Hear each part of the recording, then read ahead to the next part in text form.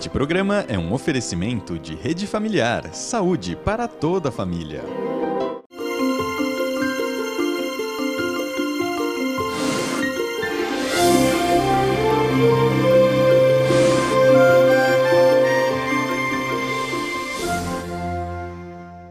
Bom dia!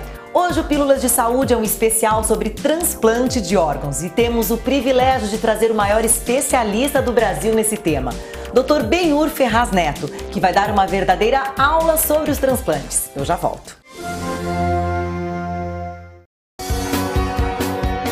Bem-vindo ao SPA-Med Sorocaba Campus. O SPA-Med desenvolveu uma filosofia exclusivamente médica para tratamento da obesidade num ambiente com a estrutura de uma clínica, aliada ao lazer de um resort, o conforto de um hotel e a integração de um centro de convivência. SPA-Med Sorocaba Campus, especialista em emagrecimento. A tosse do inverno pegou você? Melagrião nela. Contra a tosse o ano inteiro, Melagrião, bom por natureza.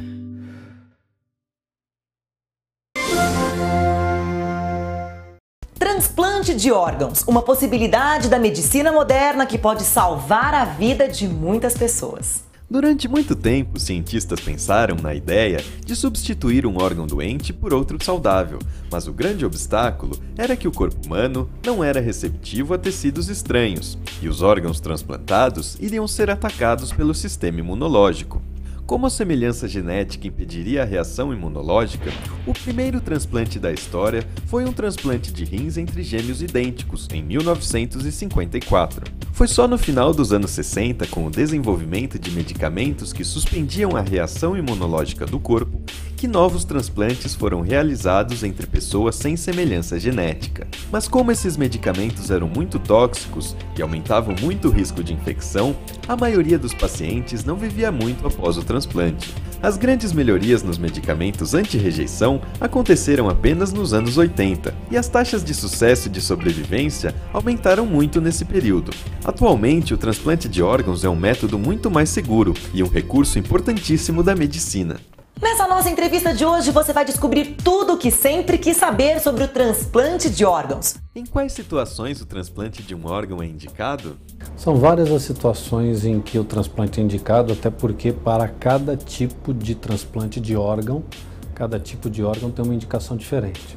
Mas basicamente, de uma forma geral, é quando não existe um outro tratamento menos complexo que possa oferecer a mesma chance de cura. Então é quando todos os outros tratamentos menos complexos já foram tentados e eles não são possíveis de obter resultado. Apesar de ser uma técnica que pode salvar muitas vidas, alguns fatores ainda impedem o transplante de órgãos. Basicamente, o que impede a realização do transplante é a falta de doadores suficientes. Então o grande impedimento ainda é um número de doadores muito menor do que a necessidade. Apesar do número de doadores de órgãos estar aumentando, as estatísticas ainda são desanimadoras. Em 2011, foram apenas 2.144 pessoas que doaram efetivamente, o que representa cerca de 11 pessoas em cada milhão. Para 2015, a meta é que esse índice aumente para 15 pessoas em cada milhão. Outro fator importante é que o tempo de espera na fila do transplante depende muito do órgão a ser transplantado. Os tempos são muito diferentes. No rim, alguns anos. No fígado, no coração e no pulmão, alguns longos meses. O rim, existe uma possibilidade deste paciente ficar em máquina de diálise. Então isto permite a vida, numa qualidade de vida bastante restrita, tendo que dialisar 3 vezes por semana, mas esse paciente não morre.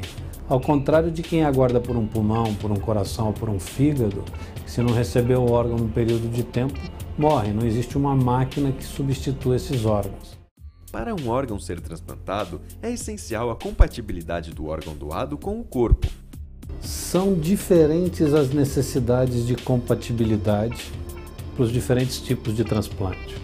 Por exemplo, no caso do transplante de fígado, a compatibilidade é feita só pelo tipo sanguíneo e pelo tamanho do órgão.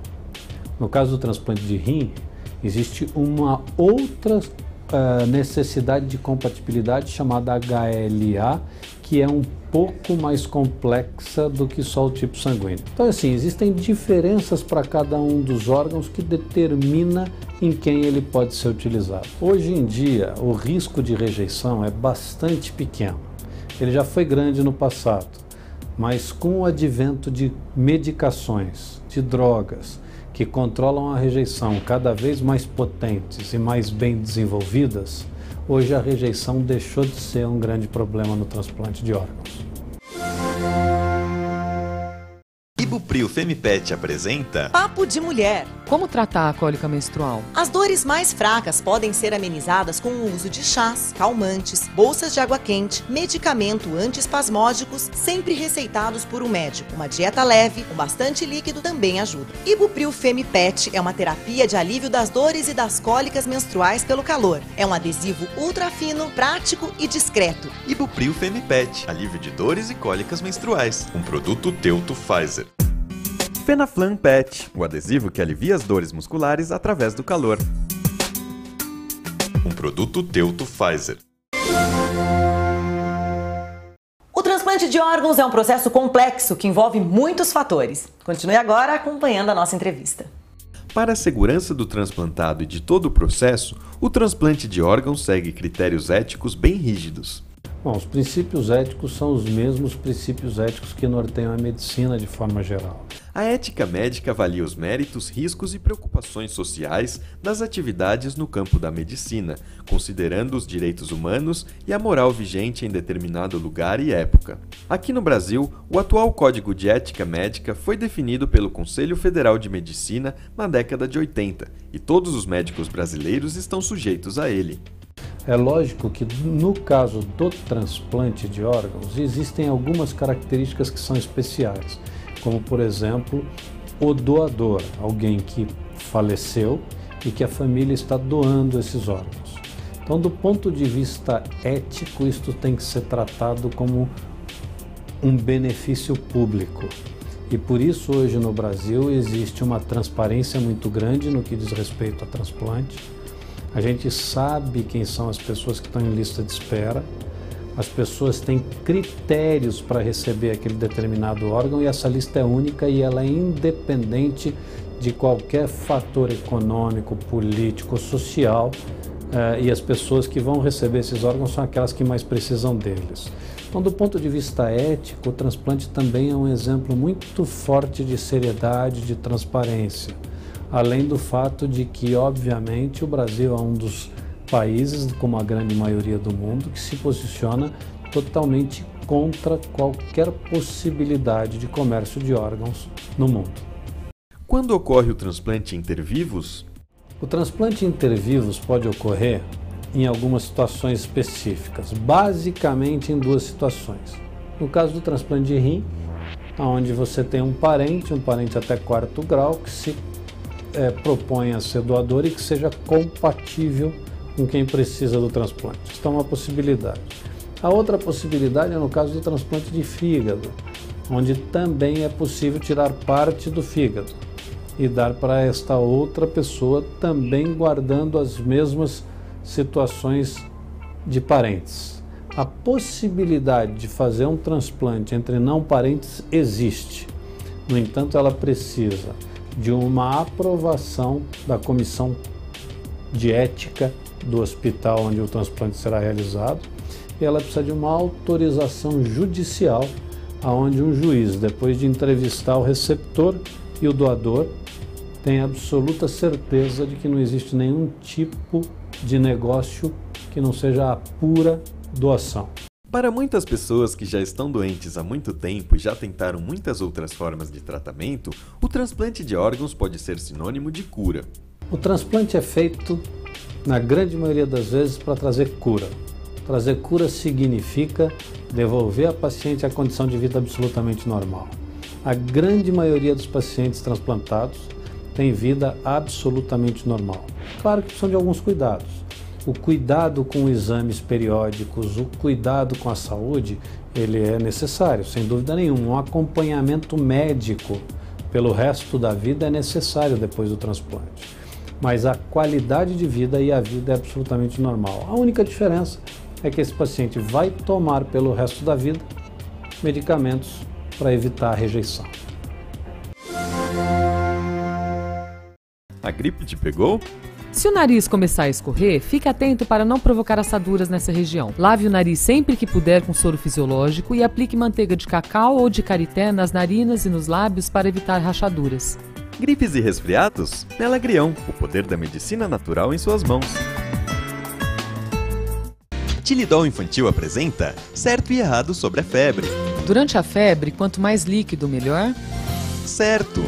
A ingestão de água, sucos, chás e gelatinas serve para repor o líquido perdido através do suor, além de baixar a temperatura do corpo.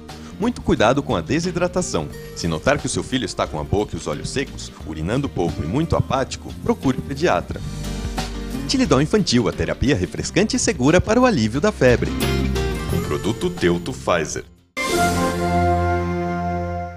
Pílulas de saúde e hoje o assunto é transplante de órgãos. O transplante de órgãos já foi tema de novela e também está presente em várias produções de Hollywood. No filme Um Ato de Coragem, por exemplo, Denzel Washington é um homem desesperado que rompe limites para conseguir um transplante de coração para o filho. Em 21 gramas, do diretor Alejandro Iñárritu, a trama se desenvolve em torno do personagem de Sean Penn, que recebe um transplante de coração. Na ficção Não Me Abandone Jamais, o transplante de órgãos adquire uma dimensão futurista perigosa, e o filme 7 Vidas traz uma belíssima história de drama e suspense que gira em torno desse mesmo tema. Você vai continuar agora a acompanhar a nossa entrevista. Além da expectativa pelo órgão, do impacto na família, da relação médico-paciente e do medo da rejeição, são muitos os aspectos psicológicos envolvidos no processo do transplante. Não só as pessoas que vão receber estes órgãos ou esses tecidos, como as famílias dos doadores. Além disso, existem também os transplantes intervivos, onde um parente pode doar, por exemplo, um rim para um outro parente. Tudo isso traz um envolvimento muito forte do ponto de vista psicológico.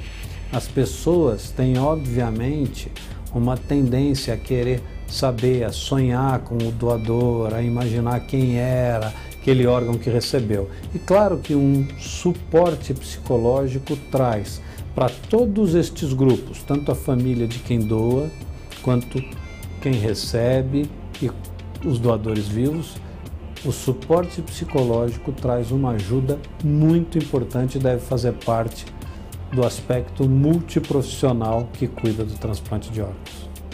Uma dúvida que muitas pessoas têm é: o transplantado pode saber quem foi o doador do órgão? Nós preconizamos que isto não seja feito.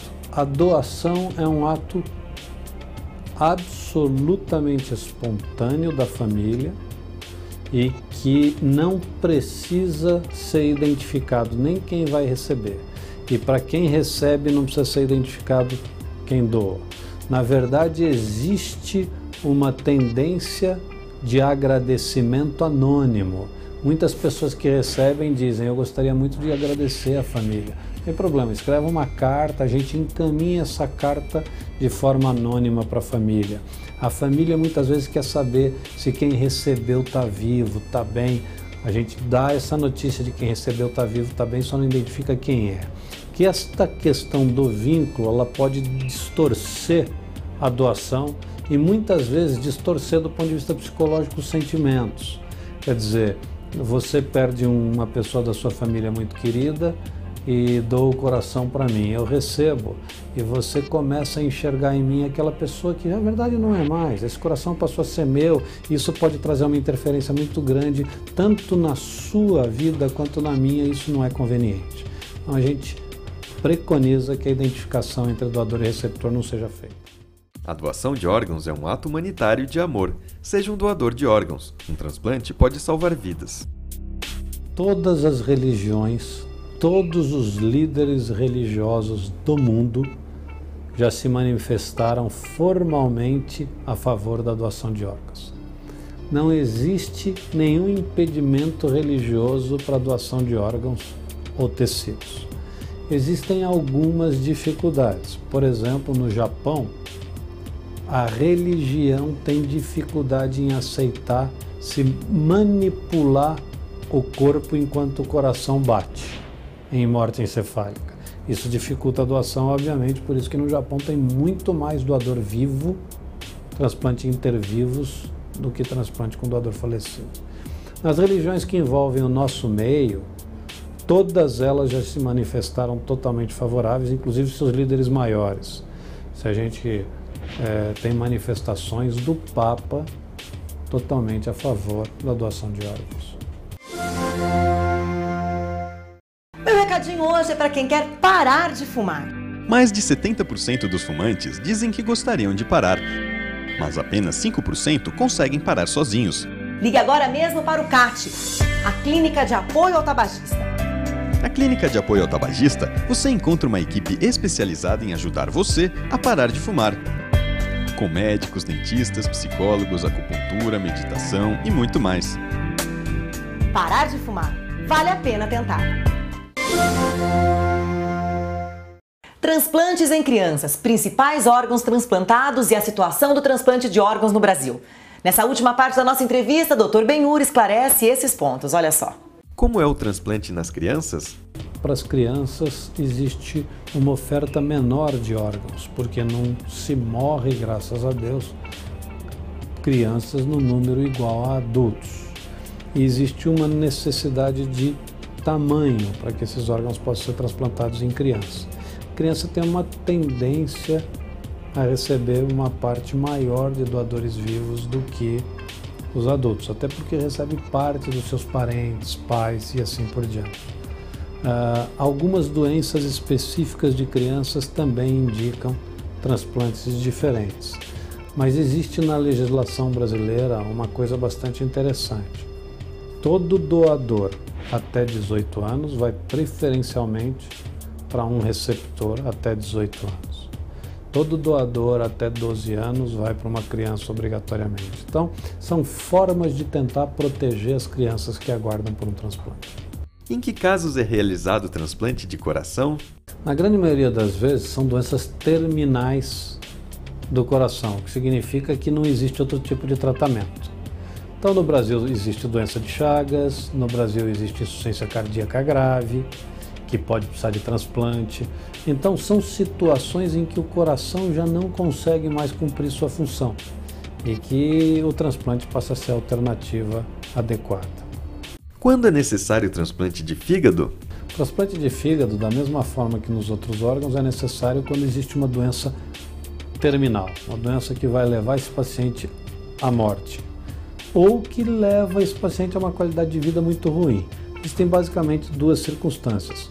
A cirrose hepática, que pode ser causada por vários tipos, e quando a gente fala cirrose, lembra da cirrose alcoólica. A cirrose alcoólica não é a mais indicada, e a cirrose alcoólica só é transplantada se o paciente tiver abstêmio, quer dizer, sem o uso de álcool há no mínimo 6 meses, comprovado e reconhecido de que ele não vai beber nunca mais. A cirrose causada pelo vírus da hepatite C é a causa mais comum de transplante de fígado. Existem outras situações como a hepatite fulminante, por exemplo. Alguém que não tem nada no fígado, nenhuma doença, e por algum motivo, pode ser vírus, pode ser medicações, pode ser doenças que o próprio organismo desenvolve nele mesmo, chamadas doenças autoimunes, em que o fígado entra em falência abrupta e aquele paciente morre em poucas horas ou poucos dias. Então, basicamente, a hepatite fulminante e as cirroses são as causas mais comuns de transplante de fígado, entre elas, alguns tipos de tumores do fígado. Quais os órgãos que podem ser doados? Os órgãos que podem ser doados a partir de um único doador, um doador em morte encefálica, é pulmão, coração, fígado, rins, pâncreas e intestinos. Todos estes órgãos podem ser transplantados em alguém. Na verdade, além dos órgãos, existem os tecidos, que são as córneas, as válvulas, cartilagem, ossos, pele. É um número muito grande de pacientes que podem se beneficiar de um único doador. Os transplantes mais frequentes no mundo são os transplantes de rim, de órgãos de rim e de fígado, e de tecidos os de córnea. Estes são os mais frequentes porque existe um maior número de pacientes que precisa deles, inclusive. Mas a gente tem também no Brasil esta mesma ordem. O transplante de córnea é o transplante de tecido mais frequente, o transplante de rim é o transplante de órgão mais frequente, são feitos ao redor de 4.500, 5.000 por ano, e o transplante de fígado ao redor de 1.500 por ano no Brasil. Como posso me tornar um doador? A forma mais importante para cada um de nós se tornar um doador de órgãos é avisar os nossos familiares desta vontade. Por quê? Não tem nenhum valor o que está escrito na carteira de identidade, nenhum valor o que está escrito na carteira de motorista. O que acontece é que, no caso da nossa morte, seja ela uma morte natural ou uma morte encefálica, a morte cerebral, que permite a doação dos órgãos, quem vai decidir se as minhas córneas são doadas, se meu coração vai ser doado, fígado, rim, assim por diante, vai ser minha família. Então, o mais importante é que cada um de nós deixe claro com seus familiares a vontade de ser um doador depois da morte. Desde julho deste ano, o Facebook fechou uma parceria com o Ministério da Saúde e criou uma ferramenta que permite que o usuário se manifeste como doador de órgãos. Apesar de a decisão final ainda caber à família, essa ferramenta facilita que qualquer um deixe clara a opção de ser um doador de órgãos. A lei brasileira é uma lei da doação consentida, e a doação consentida é feita pela família. No entanto, a gente sabe que se aquela família souber da vontade de quem morreu, a tendência na grande maioria das vezes é aceitar essa vontade. O que fica muito difícil é essa família ter que discutir sobre a doação de órgãos sem nunca ter sido tocado nesse assunto antes em casa. Como está o sistema de doação de órgãos no Brasil? O sistema de doação de órgãos no Brasil vem melhorando progressivamente, vem crescendo e vem ganhando a credibilidade da população. Tanto é que há 12, 13, 14 anos atrás nós tínhamos 2, 3 doadores por cada milhão de população. E hoje nós temos 11. E nós achamos que podemos chegar facilmente em 15, 16. Então o sistema vem melhorando. Ele vem melhorando por quê? Porque a legislação ficou muito clara. Cada vez mais a gente tem notícias como essas que vocês estão proporcionando para a gente hoje, esclarecimento.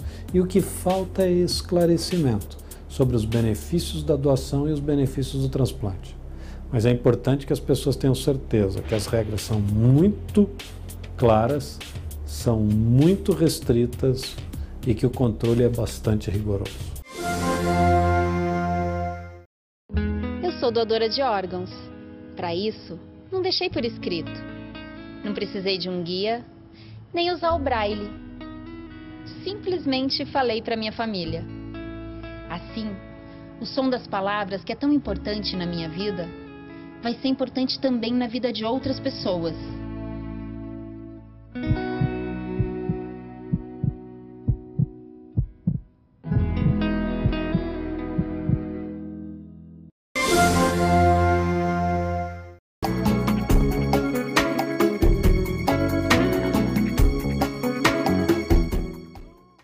Caros amigos, o assunto hoje é bastante interessante, é sobre as emoções e o coração.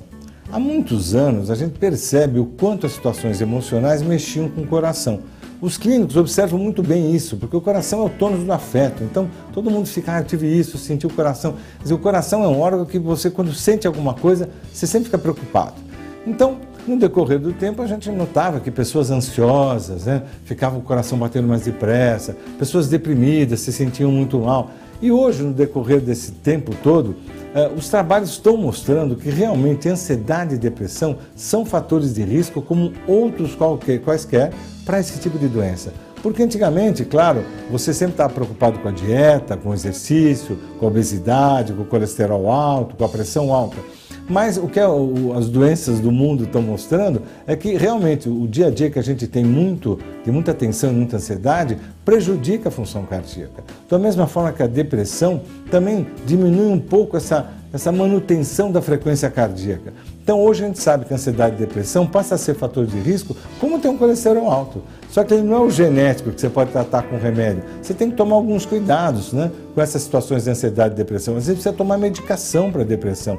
Às vezes precisa tratar essa ansiedade até com uma psicoterapia, alguma busca, o exercício. Então é fundamental que vocês entendam que a ansiedade e depressão hoje passam a ser fatores de risco tão agressivos como todos os fatores de risco que a gente tem para infarto, para derrame, como a gente já descreveu.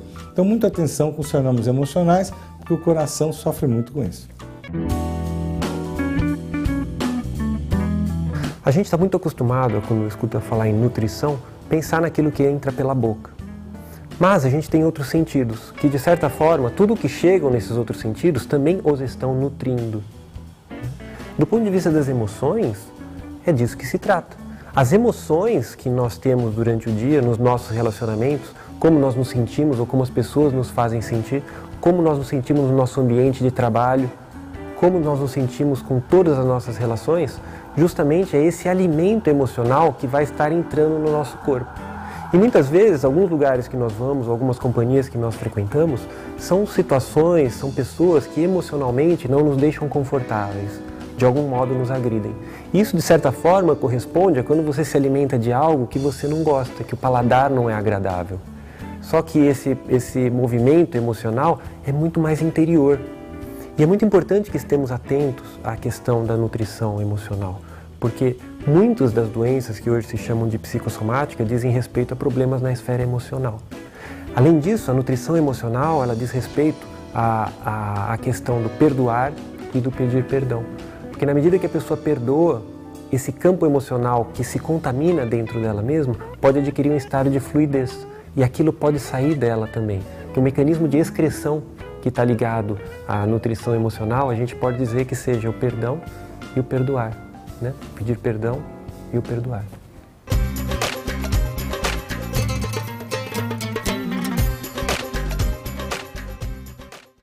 Então a gente vai fazer agora o Marjaryasana, que é a postura do gato. E a gente vai espreguiçar como um gato e massagear os órgãos internos. Então a gente inspira, leva o rosto lá para cima e depois, exalando, contrai queixo na direção do peito e a barriga para dentro. Inspira, fundo o meio das costas, massageando a coluna. E exala, puxa bem o abdômen para dentro, massageando os órgãos internos. Inspira e expira. E aí essa sequência ajuda a estimular o funcionamento dos intestinos e a eliminar as toxinas. Ajuda também a flexibilizar a coluna e a criar essa consciência de sincronia entre o movimento e a respiração.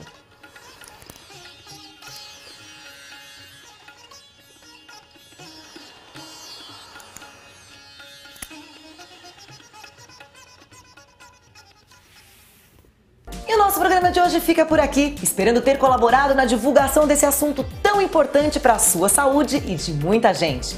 E a gente tem um encontro marcado no domingo que vem, às 9h30, num programa especial sobre depressão e transtorno bipolar. Você não pode perder. Entre em contato com a gente pelo Facebook ou por e-mail. Um beijo e uma ótima semana para você.